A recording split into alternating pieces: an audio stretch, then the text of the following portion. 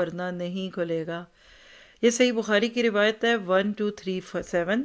تو اب سوال ہے کہ یہ دندانے کے ہیں، تو یہ دندانے ہی پڑنے لگے ہیں۔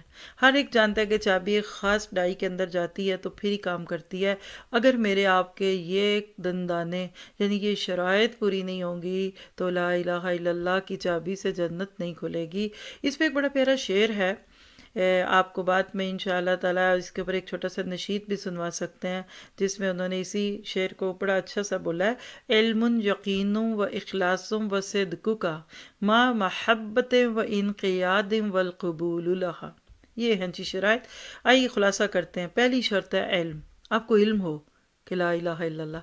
ایسی لپ سروس نہیں کسی سے نکاح کرانے کے لیے تاکہ کو بھی کلمہ پڑھ لو۔ علم لازمی ہے۔ سورۃ محمد آیت 19، فَاعْلَمْ أَنَّهُ لَا إِلَٰهَ إِلَّا اللَّهُ، پس تم جان لو کہ اللہ کے علاوہ کوئی معبود برحق نہیں۔ تو کیا پتہ چلا کہ اللہ تعالیٰ کے اکیلے معبود ہونے کا علم رکھنا نہایت ضروری ہے، تبھی تو انسان معرفت الہی لے گا اور پھر اس اکیلے کی عبادت بھی کرے گا اور شرک سے بھی بچے گا۔ اور اس پہ حدیث بھی لے لیجیے، اللہ کے نبی نے فرمایا من مات وہو یعلم ان لا الہ الا اللہ دخل الجنہ۔ یہ صحیح مسلم کی روایت ہے، 43 کتاب الایمان میں ہے، اور مسند احمد میں بھی 65 69۔ کیا پتہ چلا کہ جو مرا اس حال میں کہ وہ یہ جانتا تھا، اس کو اس بات کا علم تھا کہ اللہ کے سوا کوئی معبود نہیں۔ اب جہاں لفظ معبود آئے نا تو عبادت کو ذہن میں رکھ لے تو انشاءاللہ سارے شبے دور ہوں گے۔ فرمایا جس کو یہ علم تھا تو وہ جنت میں داخل ہوگا۔ تو آج سے ایک نیت تو کیجیے، توحید کا علم حاصل کرنا ہے، بہت بڑی فضیلت ہے۔ اللہ کے نبی کی حدیث آپ نے سنی ہوگی کہ اللہ کے مقربین فرشتے طالب علم کی رضامندی کے لیے پر رکھ دیتے ہیں اس رستوں پہ جہاں سے علم حاصل کرنے والا گزرتا ہے، حتیٰ کہ مچھلیاں بھی پانی میں اس کی مغفرت کی دعا کر رہی ہوتی ہیں۔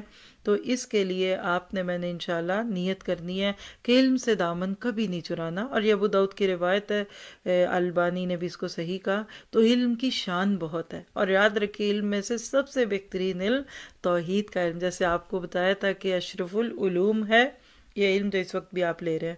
پتہ نہیں آپ کتنے اللہ کی نظروں میں اشرف ہوتے جا رہے ہیں، رسپیکٹ فل ہیں آپ کا پتہ نہیں اس وقت فرشتے اور مچھلیاں کتنا ذکر خیر کر رہے ہیں کہ یہ کون بندی ہیں جو اس وقت بھی سارے دن کی تھکی ہاری پھر بھی اللہ کی باتیں سننے کے لیے بیٹھی ہیں۔ اس لیے کہ ہمیں اپنے رب سے محبت ہے، اور جس سے محبت ہوتی ہے نا انسان اس کے بارے میں جاننا چاہتا ہے۔ آج تک تم نے نہ جانے سنی سنائی باتوں پہ کیا کیا، تو انشاءاللہ اللہ نے چاہا اور اللہ ضرور کرے گا ایسا، کیونکہ ہم اب چاہتے ہیں، تو پھر اس کے لیے کیا ہے کہ ہم علم حاصل کریں گے۔ چلیے دوسری شرط یقین۔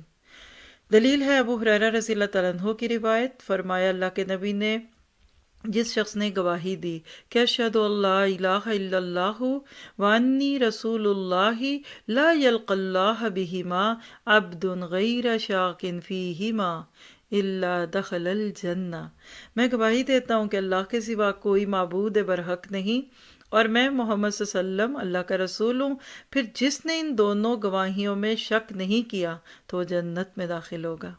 تو یہ تو حدیث تھی، اور اس کا بھی ریفرنس سب کے موجود ہیں، کوشش پوری کی جاتی ہے کہ آپ کو صحیح روایت دی جائے۔ یہ مسلم کی روایت ہے 138۔ ایک اور روایت لے لیجئے معاذ بن جبل سے، اللہ کے نبی نے فرمایا ما من نفس تموت وہی تشہد اللہ الہ الا اللہ وانی رسول اللہ یرجع ذلک الی قلب موقن الا غفر اللہ لہ۔ پہلے تو دعا کرے اللہ ہمیں ایسے لوگوں میں شامل کرے کہ جو شخص اس حالت میں مرا کہ وہ یقین کے ساتھ گواہی دیتا تھا کہ اللہ کے سوا کوئی معبود برحق نہیں اور میں اللہ کا رسول ہوں، تو اللہ تعالیٰ اس کے گناہوں کو معاف کر دے گا۔ سارے پچھلے گناہ اللہ معاف کر دیتا ہے، اس کو ایک ماننے کی نیت تو کیجیے۔ چلیے نیکسٹ شرط پہ چلتے ہیں، اخلاص، خالص، کوئی بیچ میں کھوٹ نہ ہو، کھپٹ نہ ہو۔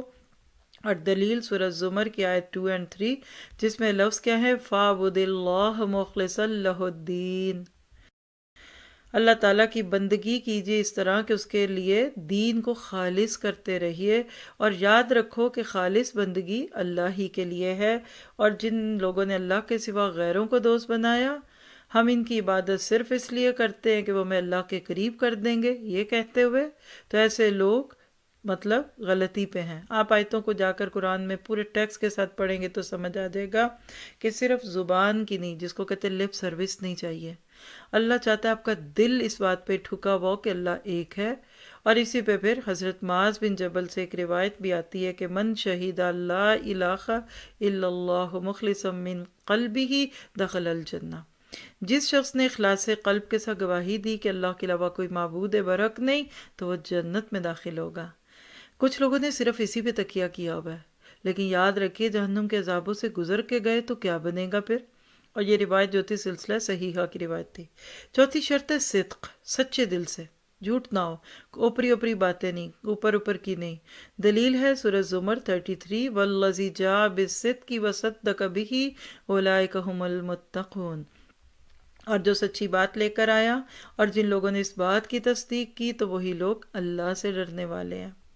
ایک اور روایت لیجیے، ابو موسیٰ الاشعری کو اللہ کے نبی صلی اللہ علیہ وسلم نے مطلب ان کی قوم کے پاس آپ گئے اور فرمایا انا من شہد اللہ الہ الا اللہ صادقا بہا دخل الجنہ، یقیناً جس نے سچے دل سے گواہی دی کہ اللہ کے علاوہ کوئی معبود برحق نہیں تو وہ جنت میں داخل ہوگا۔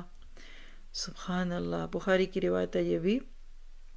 پانچویں شرط پہ چلتے ہیں، محبہ، اللہ سے محبت بھی ہو۔ دلیل سورۃ آل عمران 31، قُلْ إِن كُنتُمْ تُحِبُّونَ اللَّهَ فَاتَّبِعُونِي يُحْبِبْكُمُ اللَّهُ وَيَغْفِرْ لَكُمْ ذُنُوبَكُمْ وَاللَّهُ غَفُورٌ رَحِيمٌ۔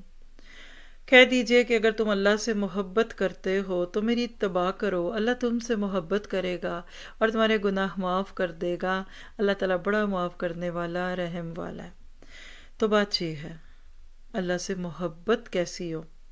کسی نے بہت ہی پیارے اشعار کہے، تاصیل، میں آپ کو اردو ترجمہ سناتی ہوں، شاید آپ کے میرے دل کی دنیا بدل جائے۔ شاعر کہتا ہے کہ تو اللہ کی نافرمانی کر کے اس سے اظہار محبت کرتا ہے، اللہ کی قسم یہ تو بڑی بری بات ہے۔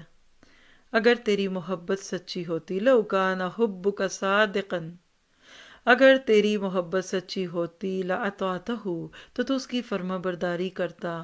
کیوں؟ ان المحب لمن یحب مطیع، اس لیے کہ محبت کرنے والا اپنے محبوب کا فرما بردار ہوتا ہے۔ 3 سیکنڈ سوچئے، کیا میرا اللہ سے اظہار محبت سچا ہے کہ فلمی ہے یا ظاہری والا ہی بس تعلق ہے؟ چلیے چھٹی شرط پہ آئیے پھر، تابع داری اور اطاعت، انقیاد کہتے ہیں اس کو عربی میں۔